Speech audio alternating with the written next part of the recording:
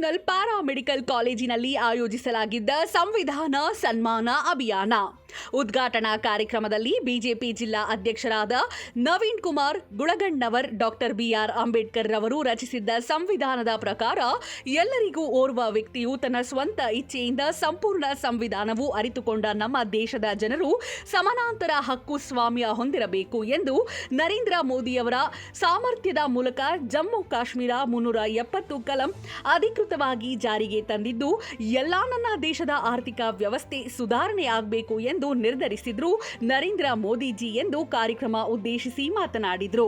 ಈ ಸಂದರ್ಭದಲ್ಲಿ ಬಿಜೆಪಿ ರಾಜ್ಯ ಕಾರ್ಯಕಾರಿಣಿ ಸದಸ್ಯರಾದ ಡಾಕ್ಟರ್ ಕೆ ಬಸವರಾಜ್, ವಿಧಾನ ಪರಿಷತ್ ಸದಸ್ಯರಾದ ಶ್ರೀಮತಿ ಹೇಮಲತಾ ನಾಯಕ್, ಕಾಲೇಜಿನ ಪ್ರಾಂಶುಪಾಲರಾದ ಶ್ರೀಮತಿ ಗೀತಾ ಮೇಡಂ, ಸಂಚಾಲಕರಾದ ಶ್ರೀಮತಿ ಮಹಾಲಕ್ಷ್ಮಿ ಕಂದಾರಿ, ಎಸ್ಸಿ ಮೋರ್ಚಾ ಜಿಲ್ಲಾ ಅಧ್ಯಕ್ಷರಾದ ಗಣೇಶ್ ವರ್ತಟ್ನಾಳ್, ಮುಖಂಡರುಗಳಾದ ಅಪ್ಪಣ್ಣ ಪದಕಿ, ರಾಜು ಬಾಕಳೆ, ಕನಕಮೂರ್ತಿ ಚಲವಾದಿ, ಶ್ರೀಮತಿ ವಾಣಿಶ್ರೀ ಮಠದ, ಶ್ರೀಮತಿ ರತ್ನಕುಮಾರಿ, ಶ್ರೀಮತಿ ಶೈಲಜಾ ಭಾಗಲಿ, ನೀಲಕಂಠಯ್ಯ ಹಿರೇಮಠ, ಫಕೀರಪ್ಪ ಅರೇರ್ ಸೇರಿದಂತೆ ಪ್ರಮುಖರು ಕಾಲೇಜಿನ ವಿದ್ಯಾರ್ಥಿಗಳು ಹಾಜರಿದ್ದರು.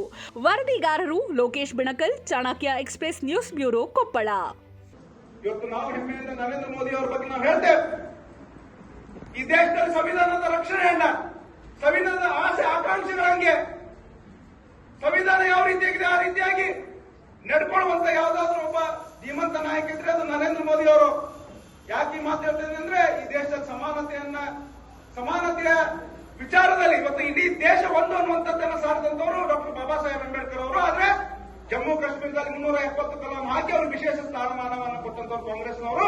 ಬಹುಶಃ ಅದನ್ನ ಹೊಡೆದಾಕಿ 370 ಕಲಂ ಹೊಡೆದಾಕಿ ಇಡೀ ಈ ದೇಶ ಕನ್ಯಾಕುಮಾರಿಯಿಂದ ಕಾಶ್ಮೀರವರೆಗೂ ಕೂಡ ಒಂದೇ ಕಾನೂನು ಇರಬೇಕು ಅನ್ನುವಂಥದ್ದನ್ನ ಪ್ರತಿಪಾದನೆ ಮಾಡಿ ಅದನ್ನು ಅನುಷ್ಠಾನ ಮಾಡಿದಂತವರು ಅಮಿತ್ ಶಾ ಅವರು, ನರೇಂದ್ರ ಮೋದಿ ಅವರು ಅನ್ನೋದನ್ನ ಬಹಳ ಖುಷಿಯಿಂದ ಹೇಳ್ಕೊಳಕ್ಕೆ ಇಚ್ಛೆ ಪಡ್ತೇನೆ.